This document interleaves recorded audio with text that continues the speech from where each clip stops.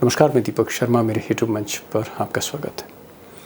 दोस्तों, मोदी सरकार और विपक्ष के बीच आर पार की लड़ाई दिन ब दिन तेज होती जा रही है और शायद इसीलिए संसद चलाना, इस सत्र में संसद चलाना मुश्किल होता चला जा रहा है। उधर संसद के बाहर और भी बड़ा खेल हो रहा है और आज आंध्र प्रदेश के पूर्व मुख्यमंत्री जगन मोहन रेड्डी ने ऐसा खुलासा किया कि दोपहर से मोदी सरकार में खलबली मची हुई है, हड़कंप मचा हुआ है।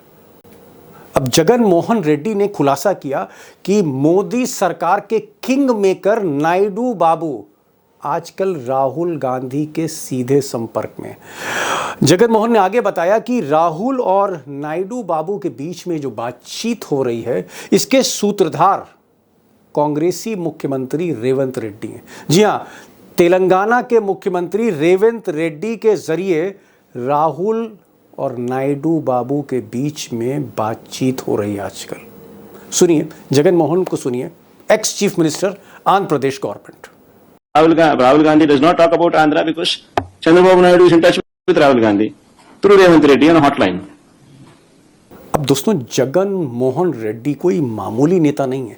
आंध्र प्रदेश के चीफ मिनिस्टर रहे, दक्षिण भारत के कद्दावर नेता हैं। अब उनका ये खुलासा कि नायडू बाबू जो सरकार चला रहे हैं मोदी की, जिनकी बैसाखियों पर मोदी जी चल रहे हैं, नायडू बाबू और नेता विपक्ष राहुल गांधी हॉटलाइन से जुड़े हैं। और इस खुलासे के बाद दोपहर से ही एनडीए में छोटी छोटी जो पार्टियां जो समर्थन दे रही हैं मोदी जी को, उनके बीच में हड़कंप है। गुजरात लॉबी की हवाइयां उड़ी हैं और कहने वाले लोग ये कह रहे हैं कि बहुत जल्द दिल्ली में एक बड़ा राजनीतिक तूफान आने वाला है। अब जो बड़ा सवाल है वो ये है कि क्या नायडू बाबू पाला बदलने के मूड में, पाला बदलने की तैयारी कर रहे हैं, और क्या कांग्रेस पार्टी या यूं कहूं इंडिया अलायंस, समूचा विपक्ष उनको कोई बड़ा ऑफर दे सकता है, नायडू बाबू को ऑफर दे सकता है इस जोखिम उठाने के लिए? और क्या बिहार चुनाव के बाद, नवंबर के बाद मोदी जी की कुर्सी हिलाने की तैयारी हो रही है? अब इस वीडियो में कई बड़े खुलासे करने जा रहा हूं, एक्सपर्ट भी बहुत कुछ आपको बताने जा रहे हैं। लेकिन दोस्तों, एक बहुत छोटी सी गुजारिश है कि इस चैनल को आपने अब तक सब्सक्राइब नहीं किया तो प्लीज़ सब्सक्राइब करिए। और ये जो वीडियो है, इस वीडियो को देखने के बाद अपना कमेंट ज़रूर लिखिएगा, क्योंकि आपके समर्थन से चैनल चल रहा है, आपकी हौसला अफजाई से ही मैं आपसे रूबरू होता हूँ। तो इस चैनल को सब्सक्राइब करिए और अगर कर लिया है तो अपने दोस्तों से कहिए और कमेंट ज़रूर लिखिए, लाइक ज़रूर करिए। अब दोस्तों, जगन मोहन रेड्डी ने आज अपनी बात कि नायडू और राहुल गांधी के बीच बातचीत लगातार हो रही है, उन्होंने अपनी बात कैमरे पर रख दी। पॉलिटिकल आदमी है, पॉलिटिकल थॉट होगा, लेकिन मुझे ऐसा लगता है कि अगर नायडू बाबू ऐसा करेंगे कि राहुल गांधी के साथ जाएंगे, मोदी को छोड़ेंगे, तो ऐसा क्यों करेंगे? भले नवंबर के बाद करें या आगे करें, नायडू बाबू ऐसा क्यों करेंगे? उसके पीछे लॉजिक क्या है? पॉइंट नंबर 1, 2-3 पॉइंट हैं जो मैं चाहूंगा आप उस पर गौर करें। पॉइंट नंबर 1, क्या नायडू बाबू को साल भर के बाद ऐसा लगने लगा है कि दिन ब दिन, every passing day, Modi ji की सरकार कमज़ोर हो रही है, मोदी जी पे प्रेशर बढ़ता जा रहा है? यहां तक कि मोहन भागवत कह रहे हैं कि भाई रिटायर हो जाइए, 75 साल की उम्र में रिटायर हो जाना चाहिए नेता को। इस तरह की बातें कही जा रही हैं। पार्टी के भीतर इतनी बगावत है कि कल जो कॉन्स्टिट्यूशन क्लब का चुनाव हुआ, बीजेपी के सांसदों ने बात नहीं मानी अमित शाह की। मैं आगे बताऊंगा, इस पॉइंट को आगे बताऊंगा मैं आपको, क्या हुआ, क्यों नहीं बात मानी अमित शाह की। तो पॉइंट नंबर 1, क्या मिस्टर नायडू को लग रहा है कि मोदी सरकार घिरती जा रही है? चाहे वो ट्रंप का प्रेशर हो, अर्थव्यवस्था का प्रेशर हो, डोमेस्टिक पॉलिटिक्स हो, आरएसएस का प्रेशर हो, बीजेपी की बगावत हो, क्या कहीं ना कहीं मोदी कमजोर हो रहे हैं? ये चीज वो रियलाइज कर रहे हैं। Point number 1। पॉइंट नंबर 2, और पॉइंट नंबर 2 बहुत इंपॉर्टेंट है, सीधे सीधे नायडू की कंस्टिट्यूएंसी से जुड़ा हुआ है। क्या नायडू बाबू को ऐसा लगता है कि बीजेपी की जो विचारधारा है, एग्रेसिव हिंदुत्व पोस्चरिंग है, उससे उनकी जो सेकुलर पार्टी है टीडीपी, उसको नुकसान हो रहा है? जैसे वक्फ कानून में गच्चा खा गए मिस्टर नायडू, उनका जो मुस्लिम वोट था, बड़ा vote bank, decisive vote bank, एक झटके में छिटक गया उनके हाथ से। तो क्या नायडू बाबू को लगता है कि बीजेपी की जो आइडियोलॉजी है उन्हें लंबे वक्त में और ज़्यादा डेंट कर सकती है? और पॉइंट नंबर 3, क्या नायडू बाबू जो काफ़ी प्रैक्टिकल और प्रैग्मेटिक नेता हैं, पॉलिटिशियन हैं, उनको क्या ये लगता है कि मोदी से बड़ा ऑफर उनको कांग्रेस दे सकती है? अगर वो कांग्रेस के साथ जाते हैं, एक वैकल्पिक सरकार में अपनी भूमिका उनकी निभाते हैं, तो क्या उन्हें विपक्ष से बड़ा ऑफर मिल सकता है? जो मोदी ने ऑफर दिया उससे भी बड़ा? ये वो कैलकुलेट ज़रूर करेंगे। अब इन सारे पॉइंट्स पे और भी बहुत से पॉइंट्स पर मैं आगे बात करूंगा, तफसील से बात करूंगा, लेकिन एक बार मैं चाहूँगा कि जो जगन मोहन रेड्डी ने कहा उसे एक बार फिर से सुनिए, एक आध पॉइंट पर फिर से गौर करिएगा। Rahul Gandhi does not talk about Andhra because Chandrababu Naidu is in touch with Rahul Gandhi through Revanth Reddy on a hotline. अब दोस्तों, जगन मोहन रेड्डी जो फॉर्मर चीफ मिनिस्टर हैं आंध्र प्रदेश के, इनकी जो प्रेस कॉन्फ्रेंस थी आज, जिसमें बड़ा खुलासा किया, ये प्रेस कॉन्फ्रेंस बहुत लंबी थी और पूरी अंग्रेजी में थी, इसीलिए मैंने आपको 6-7 सेकंड की ही उनकी बात सुनाई है। एक बड़ी इंपॉर्टेंट बात उन्होंने कही, उन्होंने जो लॉजिक दिया, उन्होंने कहा कि साहब, राहुल गांधी जो नेता विपक्ष हैं, वो मोदी की आलोचना करते हैं, अमित शाह की आलोचना करते हैं, सबकी आलोचना करते हैं और खुलकर करते हैं, किसी को नहीं छोड़ते, अडानी अंबानी किसी को नहीं छोड़ते। लेकिन जो सरकार चला रहे हैं मिस्टर नायडू, उनकी आलोचना राहुल गांधी क्यों नहीं करते? और इसी तरह से जो नायडू बाबू हैं, वो राहुल गांधी के बारे में एक भी शब्द विरोध में नहीं कहते। तो ये अंडरस्टैंडिंग क्या है? राहुल नायडू जी के बारे में कुछ नहीं कहता है, नायडू राहुल के बारे में कुछ नहीं कहते। आइडियोलॉजिकल लेवल पे, विचारधारा पे दोनों एक ही पेज पर हैं, एक ही सोच है दोनों की। इसका मतलब जो उनका लॉजिक है कि बातचीत हो रही है, और ये जो बातचीत हो रही है यूं ही नहीं हो रही है, क्योंकि बिना मतलब के मिस्टर नायडू एक कदम आगे नहीं बढ़ाते हैं।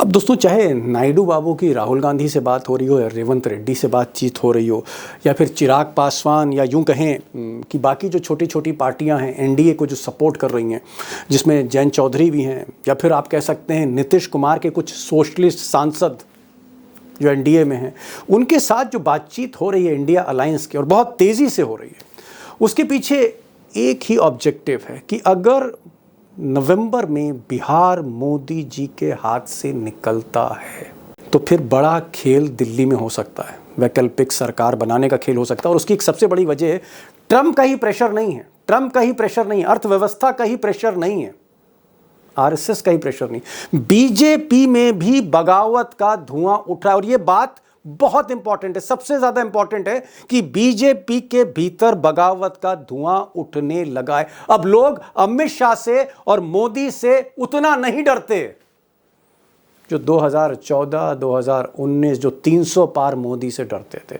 और इस बगावत का पहला संकेत कल रात मिला है, जब कॉन्स्टिट्यूशन क्लब ऑफ इंडिया का चुनाव हुआ। गौर से सुनिएगा आगे जो कहने जा रहा हूं। अब दोस्तों, बहुत अहम बात रखने जा रहा हूं, और मैं चाहूंगा कि अगर ये बात आपने समझ ली तो पूरी पिक्चर क्लियर हो जाएगी। दरअसल पहली बार ऐसा हुआ कल कि अमित शाह की बात, अमित शाह का फरमान, अमित शाह का ऑर्डर बीजेपी के बहुत से सांसदों ने नहीं माना। और मामला था कॉन्स्टिट्यूशन क्लब ऑफ इंडिया का चुनाव। अब ये जो कॉन्स्टिट्यूशन क्लब है, बड़ा पुराना क्लब है, 1947 का। ये सांसदों का क्लब है, सांसदों की संस्था है। इसके सचिव का चुनाव होना था। अमित शाह चाहते थे कि उनके चेले संजीव बालियान, जो एमपी हैं बीजेपी के, ये सेक्रेटरी का चुनाव लड़े, लेकिन सामने राजीव प्रताप रूडी खड़े थे। राजीव प्रताप रूडी भी बीजेपी के सांसद हैं, लेकिन अमित शाह और मोदी के गुड बुक्स में नहीं। आप समझ सकते हैं कि एक तरह से बागी सांसद हैं, हालांकि ऑफिशियली वो नहीं मानते अभी भी बीजेपी में। तो राजीव प्रताप रूडी पीछे नहीं हटे, उन्होंने कहा मैं चुनाव लड़ूंगा। अमित शाह ने संजीव बालियान को आगे कर दिया, और लोग कहते हैं कि अमित शाह सबको फोन करने लगे, सारे सांसदों को, कि आप संजीव बालियान को वोट दीजिए। और जब अमित शाह के कहने पर जेपी नड्डा मैदान में उतर गए, भूपेंद्र यादव मैदान में उतर गए, अमित शाह की पूरी टीम उतर गई कि राजीव प्रताप रूडी को हराना है, संजीव बालियान को जिताना है। उस वक्त मिस्टर खड़गे ने, मिसेस सोनिया गांधी ने और राहुल गांधी ने तय किया, अखिलेश ने तय किया कि हम राजीव प्रताप रूडी का समर्थन करेंगे। और सोचिए नतीजा क्या हुआ। अमित शाह की बात बहुत से सांसदों ने नहीं मानी बीजेपी की, और राजीव प्रताप रूडी को वोट दे दिया। और पहली बार दिल्ली में अमित शाह का कैंडिडेट संजीव बालियान वो चुनाव हार गए। अमित शाह की लॉबी को, गुजरात लॉबी को इतना बड़ा झटका कभी नहीं लगा। जहां बीजेपी के एमपीज ने क्रॉस वोटिंग कर दी, रूडी को जिता दिया। हालांकि रूडी अभी भी थोड़ा डिप्लोमेटिक हैं, लेकिन उन्होंने कैमरे पर यह बात मानी कि उन्हें समाजवादी पार्टी ने सपोर्ट किया, उन्हें कांग्रेस ने सपोर्ट किया, उन्हें टीएमसी ने सपोर्ट किया, उन्हें टीडीपी ने सपोर्ट किया, नायडू की पार्टी ने सपोर्ट किया। सुनिए क्या कह रहे हैं राजीव प्रताप रूडी, जो अमित शाह की लॉबी से बाहर हैं। सुनिए ज़रा मिस्टर रूडी, बीजेपी सांसद को। और मेरे पैनल में तो कांग्रेस के भी लोग थे, समाजवादी पार्टी के भी सदस्य थे, टीएमसी के भी सदस्य थे, निर्दलीय भी थे। तो मैं समझता हूँ भाजपा के भी थे, कांग्रेस के भी थे, टीडीपी के भी थे। तो मोटे तौर से सभी राजनीतिक पार्टियों का एक समूह था, एक मित्रों का, और इन सब की मेहनत से ये बड़ी कामयाबी मिली है। तो दोस्तों अंदर की बात तो अब आपने जान ली है कि बीजेपी के भीतर बगावत का धुआं उठ रहा है। बीजेपी के सांसद अमित शाह की बात नहीं मान रहे, संजीव की जगह राजीव प्रताप रूडी को जिता रहे हैं। उधर एनडीए का आलम यह है कि टीडीपी के जो मुखिया हैं, जो किंग मेकर हैं सरकार के, मिस्टर नायडू बाबू, वो एक अलग रास्ता ढूंढ रहे हैं। और उधर उनके पीछे पीछे चिराग पासवान भी चल रहे हैं, कहीं ना कहीं जयंत चौधरी भी नाराज है। तो एनडीए के भीतर भी कहीं ना कहीं बेचैनी है। और ऐसे में अगर बिहार हाथ से निकला एनडीए के और नीतीश बाबू की कुर्सी गई, जेडीयू भी टूट गई, तो फिर आगे क्या होने जा रहा है? क्या नवंबर के बाद मोदी जी की कुर्सी हिलने जा रही है? और क्या ऐसी स्थिति में नायडू बाबू किंग मेकर सबसे ज़्यादा निर्णायक होंगे? क्या होने जा रहा है? नायडू क्या करेंगे और क्यों करेंगे? दो एक्सपर्ट हैं हमारे साथ आज। राजशेखर राव साहब हैं। राव साहब आंध्र प्रदेश की राजनीति को हथेली की तरह समझते हैं और सबसे बड़ी बात, हिंदी में बात करते हैं। सुनिएगा उनको, गौर से सुनिएगा, बहुत कुछ बताएंगे। और उमाकांत लखेड़ा भी होंगे, जो नायडू साहब को भी जानते हैं, राहुल गांधी को भी जानते हैं, उनको भी सुनिए। राव साहब, भाई आप तो आंध्र प्रदेश और तेलंगाना उसकी पॉलिटिकल एनालिसिस करते हैं, किंग है वहां के एनालिसिस के। मैं आंध्र प्रदेश की राजनीति नहीं समझना चाह रहा हूं आपसे, मैं ये समझना चाह रहा हूं कि आज जगन मोहन, जो पूर्व मुख्यमंत्री हैं आंध्र प्रदेश के, उन्होंने आज बहुत बड़ा बयान दे दिया। उन्होंने कहा कि साहब राहुल गांधी नायडू बाबू की आलोचना नहीं करते, नायडू बाबू राहुल गांधी के बारे में कुछ नहीं कहते, और सच्चाई यह है कि दोनों जो है हॉटलाइन से जुड़े हुए हैं, हॉटलाइन से जुड़े हैं। यानी एक फोन नायडू के पास है, दूसरा जो उसका सिरा है वो राहुल गांधी के पास है।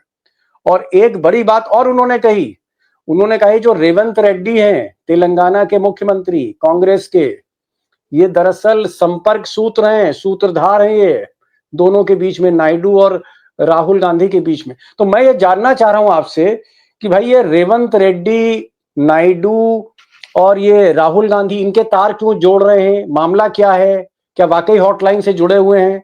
सच्चाई क्या है? मैं जरा आपसे जानना चाह रहा हूं। आपने सही कहा। जगन मोहन रेड्डी ने जो कहा है कि राहुल गांधी और चंद्रबाबू नायडू के बीच में जो तार जुड़ा है वो रेवंत रेड्डी है। रेवंत रेड्डी जब आंध्र प्रदेश का विभाजन हुआ, वो तेलुगु देशम पार्टी के तेलंगाना के अध्यक्ष थे। तो उन्हें ओके तेलुगु देशम पार्टी के एक मिनट में रोक रहा हूं। आपने बड़ी खबर बता दी। आपने कहा कि रेवंत रेड्डी जो तेलंगाना के इस वक्त मुख्यमंत्री हैं, राहुल गांधी के खास हैं, ये तेलुगु देशम पार्टी यानी जो पार्टी नायडू बाबू की थी उसके अध्यक्ष थे ये तेलंगाना के। जी हाँ, आगे बताइए। तो उसके बाद में जब उनको कैसे राष्ट्र का विभाजन हुआ तो उन्हें समझा, चंद्रबाबू नायडू को ये नजर आया कि तेलंगाना के सांसदों पर अपना अगर कब्जा रखना है तो अपने आदमी को वहां रखना है। तेलुगु देशम का तो वहां कोई अस्तित्व नहीं रहा, तो कांग्रेस का अस्तित्व है। तो उन्होंने कांग्रेस में भेज के कांग्रेस का मुखिया बनाने में राहुल गांधी जी से संपर्क में अपने मोहरे को वहां पर रख दिया। एक और बात बता दूं कि जैसे ही राजशेखर रेड्डी, मतलब जगन मोहन रेड्डी जी के पिताजी का स्वर्गवास हुआ, चंद्रबाबू नायडू ने चिदम्बरम और अहमद पटेल से अपने संबंध बना लिए और जगन मोहन रेड्डी को जेल भेजने में तब भी उनके तार केंद्रीय कांग्रेस के वरिष्ठ नेतृत्व से जुड़े हुए हैं। राव साहब, आप तो परते खोलते जा रहे हैं और आपके पास ज्ञान का भंडार है। मैं सिर्फ ये जानना चाह रहा था कि आप ये कह रहे हैं कि रेवंत रेड्डी मुख्यमंत्री तेलंगाना के, राहुल गांधी के सबसे खास आज की तारीख में, वो चेले नायडू बाबू के भी हैं। आप ये भी बता रहे हो कि नायडू बाबू का सॉफ्ट कॉर्नर है कांग्रेस के लिए। मैं एक जानना चाह रहा हूं कि क्या नायडू बाबू बीजेपी की जगह कांग्रेस के आदमी माने, हम क्या माने फिर इनको? सर, जो आदमी अपने ससुर को, जिसके पास 3/4 आदेश था, उसको हटा के मुख्यमंत्री बन गया, एनटी रामाराव को हटा के, वो मोदी को गिराने में क्यों सोचेगा? वो अपना अगर कोई फायदा दिखता है, इनके पास 18 सांसद है, तेलुगु देशम बोला और था जनसेना के मिला के 18 सांसद जी। है। उनके पास 18-20 और नजर आ जाए, मोदी की सीट गायब हो जाएगी, बीजेपी का पत्ता गुल हो जाएगा, दिल्ली में बत्ती बंद हो जाएगी। अच्छा, राव साहब, आप ये कह रहे हैं कि 18 सांसद हैं, 2 पवन कल्याण के, चलिए 2 हटा भी देते हैं, 16 सांसद हैं, जिसने, राव साहब बड़ी बात कह रहे हैं कि जिसने अपने ससुर एनटी रामा राव, उनकी जो है उनकी परवाह नहीं करी, उनको डिच कर दिया, उनको धोखा दे दिया, तो मोदी की बत्ती गुल करने में कितना टाइम लगेगा, ये राव साहब बता रहे। लखड़ा साहब, मेरा जो सवाल जो अभी राव साहब ने कहा, और राव साहब क्योंकि आंध्र प्रदेश से ही लाइव है, सीधे हैदराबाद से, सारी राजनीति वहां की समझते हैं, ये कह रहे हैं कि भाई हॉटलाइन से मिस्टर नायडू राहुल गांधी के साथ जुड़े हैं, रेवंत रेड्डी सूत्रधार हैं, क्योंकि रेवंत रेड्डी पुराने चेले हैं नायडू बाबू। नायडू बाबू ने ही उनको कांग्रेस में भेजा, और नायडू बाबू के जोर से ही वो मुख्यमंत्री की कुर्सी पर बैठ गए, राहुल गांधी के आशीर्वाद से। तो ये तो मैं समझ गया कि राहुल गांधी, नायडू, रेवंत रेड्डी, ये तीनों रिश्ते में समझ गया। मैं आपसे पूछ रहा हूं कि अगर राहुल गांधी नायडू की बुराई नहीं कर रहे, नायडू राहुल गांधी की बुराई नहीं कर रहे, दोनों पर्दे के पीछे आपस में बातचीत कर रहे हैं, तो क्या ये भविष्य की तैयारी है? क्या ये कोई तैयारी चल रही है कि नवंबर में अगर बिहार हाथ से मोदी के निकलता है, नीतीश कुमार जो है वो कुर्सी से उतर जाते हैं, जेडीयू टूट जाती है, माहौल मोदी के प्रतिकूल होता है, तो क्या मैं आपसे एक सवाल कर सकता हूं कि क्या नायडू बाबू मोदी को छोड़ के राहुल गांधी की तरफ आ सकते हैं? ये मैं आपसे जवाब चाह रहा हूं। Is it possible? देखिए देखिए, मैं आपके दर्शकों को ये बताना चाहता हूं कि मोदी सरकार जिस तरह के चैलेंजेस झेल रही है आज की तारीख में, संसद के भीतर, संसद के बाहर, ये तय है बिल्कुल। ये लकीर है एकदम दीवार पर लिखी हुई है कि मोदी सरकार आने वाले टाइम पर संकट में पड़ेगी। उसको बिहार में बड़ी भारी चुनौती मिलने वाली है। ये भी हो सकता है कि 90% उम्मीद है, ऐसी आशंकाएं हैं कि बिहार में एनडीए सत्ता में नहीं आ पाएगा। ऐसी दशा में चंद्रबाबू नायडू वक्त का इंतजार कर रहे हैं। चंद्रबाबू नायडू हमेशा एक प्लान लेकर के नहीं चलते। उनके पास प्लान ए होता है, प्लान बी होता है, प्लान सी होता है। मैंने आपको पहले भी आपके कार्यक्रम में कहा था कि चंद्रबाबू नायडू अपने समर्थकों को ये पहले ही बता चुके हैं कि अभी हम बिहार इलेक्शन तक शांत हैं, बिहार इलेक्शन के बाद हम पत्ते खोलेंगे।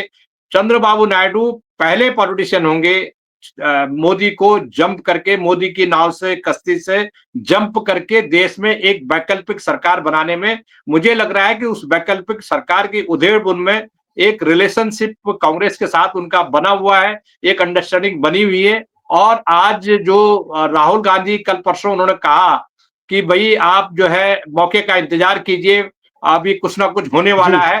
तो होने वाले का मतलब कुछ बड़ा होने वाला है। यहाँ कांग्रेस के पास सारे विकल्प खुले हुए हैं। उनको मोदी सरकार को डिस्टेबलाइज करने में, देखिए आज राहुल गांधी इस पोजीशन में है कि जिस दिन चाहेंगे वो मोदी सरकार के लिए एक बड़ा संकट, राजनीतिक संकट खड़ा करने की स्थिति में है। और मैं आपको यकीन दिला रहा हूं, पक्के यकीन दिला रहा हूं कि बहुत सारे अपोजिशन के जो छोटी छोटी पार्टियां हैं, जिनमें एक एक दो दो एमपी वाली पार्टियां भी हैं, वो सारी पार्टियों के लोग इनडायरेक्टली कांग्रेस के साथ उनके कम्युनिकेशन आज की तारीख में बने हुए हैं। और चंद्रबाबू नायडू अपने पत्ते तभी खोलेंगे जब कांग्रेस पार्टी अपना ये छोटे छोटे दलों को साथ लेकर के अपना होमवर्क कंप्लीट कर लेगी।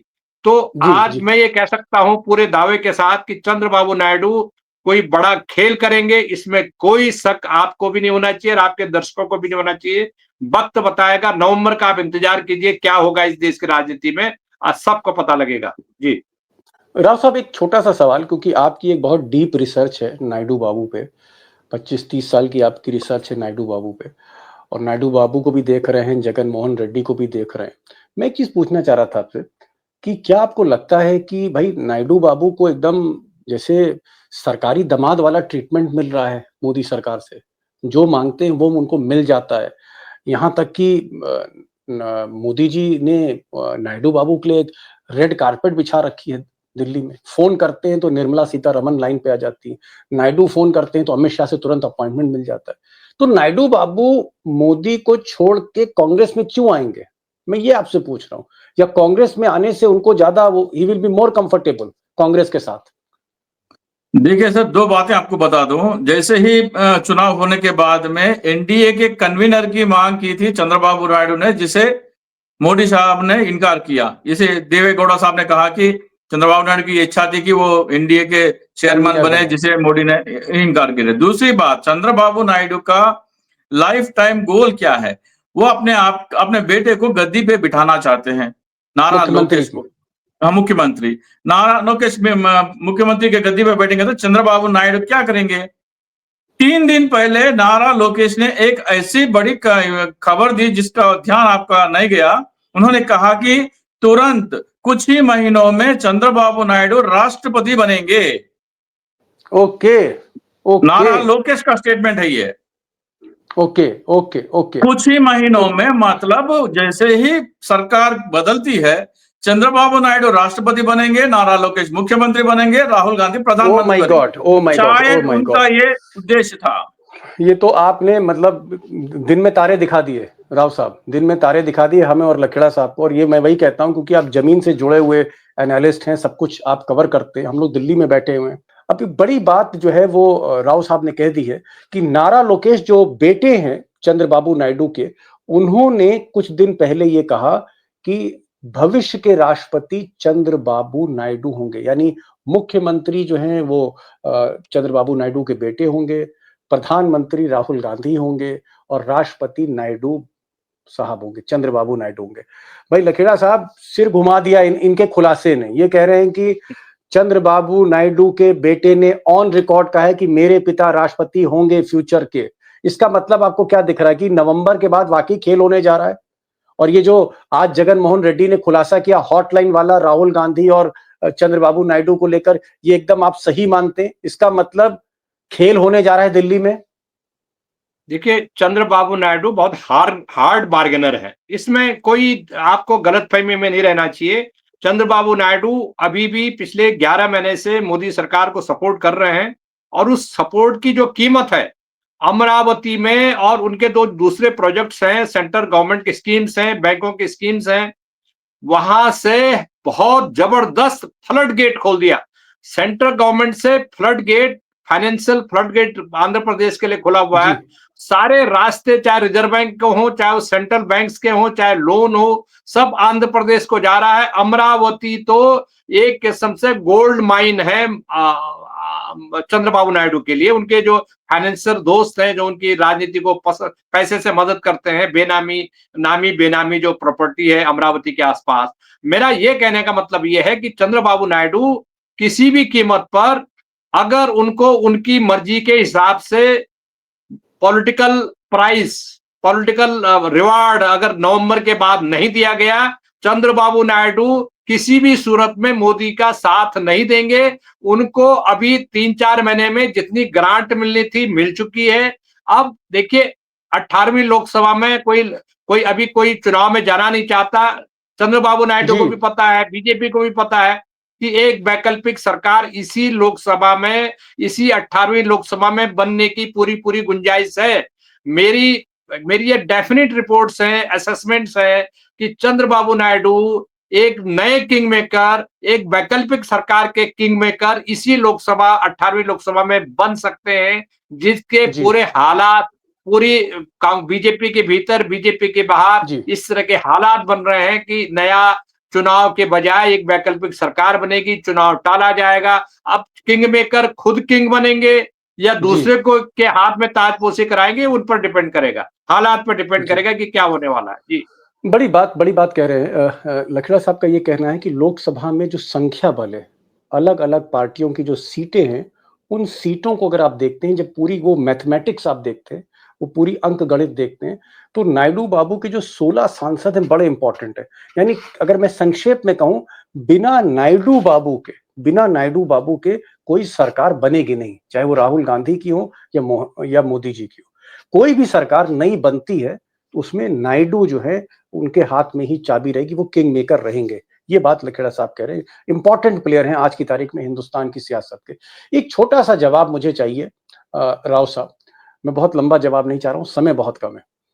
क्या नायडू बाबू बीजेपी के साथ कंफर्टेबल हैं या वो कांग्रेस के साथ ज्यादा कंफर्टेबल है? क्या वो मोदी के ज्यादा करीब हैं या वो राहुल गांधी के ज्यादा करीब हैं? आइडियोलॉजिकली अगर हम देखें तो वो किसके साथ ज्यादा सहज है, किसके साथ मतलब उनके रिश्ते ज्यादा प्रगाढ़ हैं?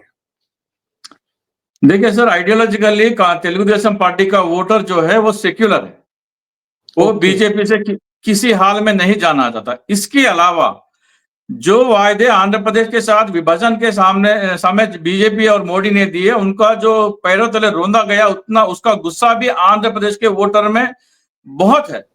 तो अगर वोटर की मिजाज समझे चंद्रबाबू नायडू तो कतई बीजेपी के साथ नहीं जाना चाहते, किसी हाल में नहीं जाना चाहते। लंबी दूरी नहीं तय कर पाएंगे, आप ये कह रहे हैं? जिस तरह का वोटर का मिजाज है, सेकुलर पार्टी है टीडीपी, बीजेपी के साथ लंबी दूरी तय नहीं कर सकते, ये आप कह रहे हैं? मतलब कांग्रेस के साथ ज्यादा कंफर्टेबल है? जी बिल्कुल, कांग्रेस के साथ कंफर्टेबल है। 2019 में एक प्रयास भी किया था उन्होंने, लेकिन वो विफल हुआ, क्योंकि पुलवामा अगर शायद उस समय नहीं होता तो शायद तभी कुछ और बातें होती। लेकिन आज का जो इक्वेशन है, नंबर्स है लोकसभा के, चंद्रबाबू नायडू हर मुमकिन कोशिश की तलाश में है कि वो चाहे वो दिल्ली की गद्दी में या तो डिप्टी प्राइम मिनिस्टर बने या तो राष्ट्रपति बने और अपने बेटे को आंध्र प्रदेश के मुख्यमंत्री बनाए। ये उनके मेन एजेंडा है। उसके लिए वो कुछ भी कर सकते हैं। मोदी उनके सामने कुछ भी नहीं है। उनको अपने बेटे को और अपने आप को गद्दी पे बिठाना है।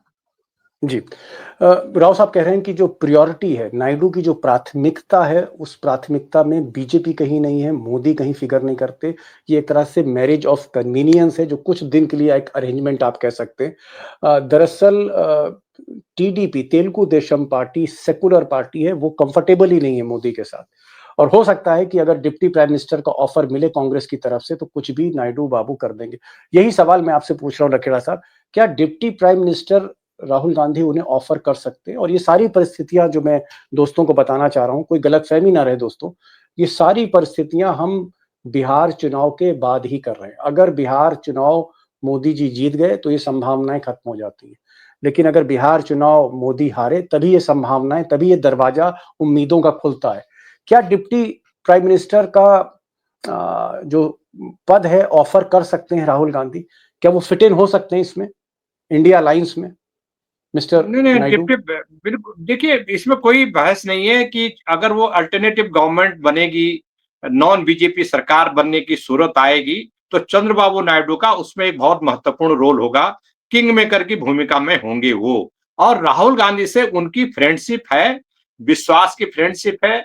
वो अलग बात है कि उनकी मजबूरी थी कि वो चले गए बीजेपी के खाते में, बीजेपी के खेमे में, और उन्होंने एक सरकार बना दी। थोड़ा कड़वाहट हुआ, एक राजनीतिक प्रतिद्वंद्विता जरूर हुई, कड़वाहट जरूर हुई कि अगर चंद्रबाबू नायडू बीजेपी की सरकार बनाने के लिए आगे नहीं आते। लेकिन ऐसी मैंडेट, इस तरह से बड़ा फ्रैक्चर मैंडेट हुआ कि चंद्रबाबू नायडू के सामने खुद राज्य में मुख्यमंत्री बनना और केंद्र में एक ऐसी सरकार को जो आंध्र प्रदेश को आर्थिक मदद ले, मैसिव इकोनॉमिक ग्रांट देने के काबिल। तो बीजेपी ने उनको प्रॉमिस किया कि जो आप चाहेंगे वो मिल जाएगा आपको, जो जो आप चाहेंगे वो दे रही बीजेपी। अब जब तक सरकार को सपोर्ट करने की कीमत दे रही है। देखिए, चंद्रबाबू नायडू के सामने कोई जोखिम नहीं है। He has virtually nothing to lose, क्योंकि आंध्र प्रदेश में अगर वो जंप भी करते हैं, बीजेपी को भी छोड़ते हैं, तो उनकी सरकार को स्टेबिलिटी जो आंध्र प्रदेश में उनकी सरकार है, वो अपने बल पर बहुमत है, उनको अपने बल पर बहुमत है। ऐसी दशा में अगर बीजेपी वाले या पवन कल्याण भी उनको सपोर्ट नहीं करते, तब भी वो आंध्र प्रदेश में कंफर्टेबली अपनी सरकार चलाएंगे। ऐसी दशा में मुझे लगता है कि he has nothing to lose, but he will certainly join the new alternative government in case अगर एनडीए बिहार में चुनाव हारता है और डिस्टेबलाइज होती है गवर्नमेंट। जी अगर एनडीए बिहार में हारता है, एक वैकल्पिक सरकार बनाने की स्थिति आती है, तो नायडू बाबू को अगर कांग्रेस बड़ा ऑफर देती है, उस ऑफर को एक्सेप्ट कर लेंगे। जैसा कि राव साहब ने कहा कि डिप्टी प्राइम मिनिस्टर पर उनकी निगाह है। अपने बेटे नारा लोकेश को सेट करना चाहते हैं वो मुख्यमंत्री के तौर पे। तो एक तरफ बेटा सेट हो जाएगा, खुद वो डिप्टी प्राइम मिनिस्टर बन जाएंगे। लेकिन एक नई बात कही राव साहब ने कहा कि नहीं, उनकी निगाह राष्ट्रपति पर भी है। मुर्मू, जब द्रौपदी मुर्मू रिटायर होंगी, कुछ ही ज़्यादा समय नहीं है, तो हो सकता है राष्ट्रपति के लिए भी वो कहीं न कहीं उस दौड़ में भी वो शामिल रहें। ये एक स्थिति बताई है लखेड़ा साहब ने। जी, एक लाइन है, कुछ आप बोलना चाह रहे हैं राव साहब? एक लाइन है बस, आप जी बोलिए। जी, अगर महाराष्ट्र के परिणाम बीजेपी के खिलाफ होते, अब आज राहुल गांधी प्रधानमंत्री होते और Chandrababu Naidu deputy prime minister हो जाते। आज महाराष्ट्र के परिणाम अगर बीजेपी के विपरीत होते। ठीक है। ये कह रहे हैं कि अगर महाराष्ट्र के जो चुनाव थे, अगर वो पक्ष में आते, बीजेपी के पक्ष में ना होके कांग्रेस के पक्ष में होते, तो आज हो सकता है नायडू बाबू, जो मतलब बात जगन मोहन रेड्डी कह रहे हैं कि हॉटलाइन से जुड़े हैं, तो हम आंखों के सामने देख रहे होते कि नायडू राहुल गांधी के साथ बैठे। तो बहरहाल ये परिस्थितियां हैं। बहुत बहुत शुक्रिया, क्या कहते हैं राव साहब, आप जुड़े, हमें हैदराबाद से सीधे आप लाइव हुए, और आप अच्छी खासी हिंदी बोलते हैं, हमारे दर्शक जरूर समझ रहे होंगे, दोस्त जरूर समझ रहे होंगे, उसके लिए बहुत बहुत शुक्रिया। लखेड़ा साहब आप जुड़े। क्रक्स दोस्तों, आखिरी लाइन जो आपसे मैं कहना चाहूंगा वो ये कहना चाहूंगा कि खलबली है एनडीए के अंदर, और नायडू राहुल गांधी के संपर्क में है। नवंबर का इंतजार हो रहा है। अब नवंबर का नतीजा चाणक्य जो है अपने पक्ष में बदलते हैं, यानी अमित शाह बीजेपी के फेवर में करते हैं इलेक्शन कमीशन की मदद से, या फिर जनता जो है दिल खोल के वोट देती है इंडिया अलायंस को, महागठबंधन को। और अगर वहां तेजस्वी यादव कुर्सी पर बैठते हैं तो दिल्ली में भी कुर्सी बदल सकती है। ये हमारे दोनों एक्सपर्ट्स का कहना है। Thank you so much Rao साहब, mister Rao, thank you so much for joining this programme.